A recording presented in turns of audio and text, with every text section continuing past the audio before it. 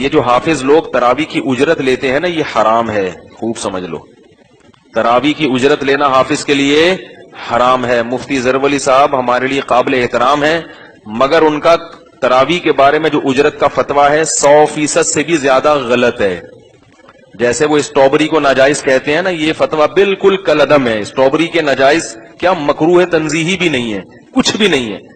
تو جیسے حضرت مفتی ظفر علی صاحب جو انتہائی قابل احترام ہیں، وہ اسٹرابری کو مکروہ یا ناجائز کہنے والا فتویٰ ان کا، اس کی کوئی حیثیت اسلام میں نہیں ہے. ان کی ایک رائے بھی نہیں کہہ سکتے، بس ویسے ہی ایک ان کے جذبات ہیں. ٹھیک ہے نا، اسٹرابری کو دیکھ کر ان کے دل میں ایک جذبہ پیدا ہوا کہ یہ عجیب سی شکل والی یہ کیسے جائز ہو سکتی ہے. تو ایسے ہی وہ جو کہتے ہیں کہ تراویح پڑھانے کی اجرت لینا جائز ہے، یہ بھی ان کے کیا ہیں، جذبات ہیں. اس کو کوئی بھی نہیں مانتا. اس لیے میں کہہ رہا ہوں کہ آج کل حافظوں نے ان کے فتوے کو بنیاد بنا کر تراویح کو ایک بہترین بزنس بنا لیا ہے. بارگیننگ ہوتی ہے، کتنے دے گا بھائی، تو یہ حرام ہے، ناجائز ہے. سمجھ رہے ہو. رہا یہ مسئلہ کہ تراویح پڑھنے والے کو اجرت یعنی ہدیہ دے سکتے ہیں، پڑھانے والے کو ہدیہ دے سکتے ہیں کہ نہیں دے سکتے.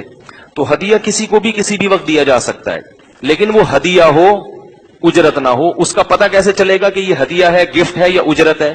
پتہ ایسے چلے گا کہ جس سے آپ نے مسجد میں تراویح پڑھوانی ہے، اس کو پہلے بتا دیا جائے کہ ہماری مسجد میں تراویح پڑھانے پر آپ کو ثواب کے علاوہ کچھ بھی نہیں ملے گا. وہ حیران ہوگا کہ بھائی یہ میں فری میں پڑھاؤں ہے، پورا قرآن ختم کراؤں فری میں. تو ان کو بتائیں کہ فری میں نہیں ہے، آپ کو اس پر اللہ کی طرف سے کیا ملے گا، ثواب. اور یہ بھی بتا دیا جائے کہ ہمارے ہاں ہدیے دینے کا بھی معمول، پہلے اس کو مایوس کر دیں. بالکل جیسے میں نے پڑھوائی تھی اپنی مسجد میں تراویح، میں چند سال پہلے میری طبیعت خراب تھی تو میں نے کسی اور کو بلایا تھا، تو میں نے ان کو بتایا کہ ہماری مسجد میں واقعی ہدیے نہیں ملتے، اور واقعی نہیں ملتے. اتنے پکے ہیں ہمارے نمازی کہ وہ واقعی امام کو ہدیہ نہیں دیتے. اچھا ہے، اخلاص کے ساتھ پڑھاؤ. تو میں نے کہا کہ ہماری وہ سمجھ رہا تھا مذاق کر رہے ہیں نا. میں نے کہا واقعی نہیں ملتا.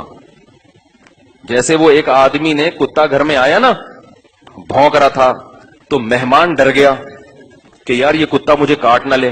نہیں سوری، وہ ایک آدمی نے کسی شخص کو دعوت دی اور کہا کہ کبھی ہمارے ہاں بھی آؤ اور دال روٹی کھا لیا کرو.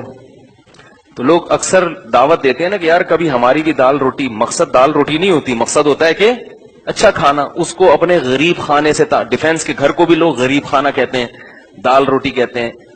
تواضعاً یہ چلا گیا کہ بھئی دال روٹی کہہ رہے لیکن ملے گا تو قورمہ نا. گیا تو دال روٹی ہی سامنے رکھی ہوئی تھی.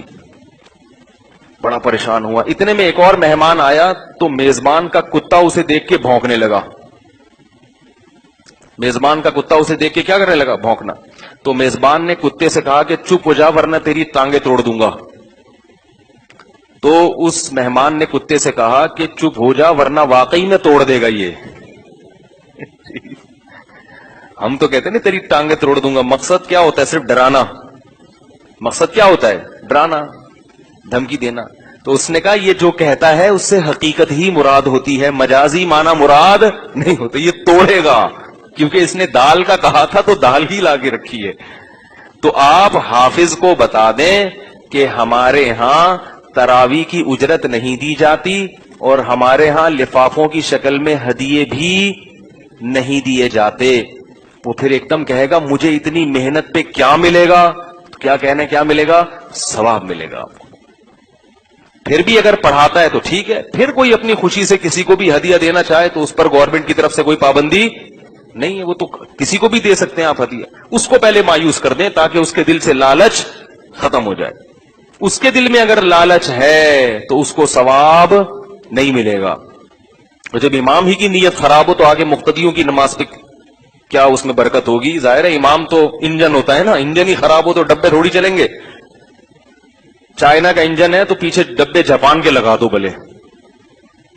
کیا خیال ہے؟ گاڑی میں، ٹرین میں انجن چائنا کا لا کے لگا دیا اور ڈبے کس کے لگا دیے؟ جاپان کے.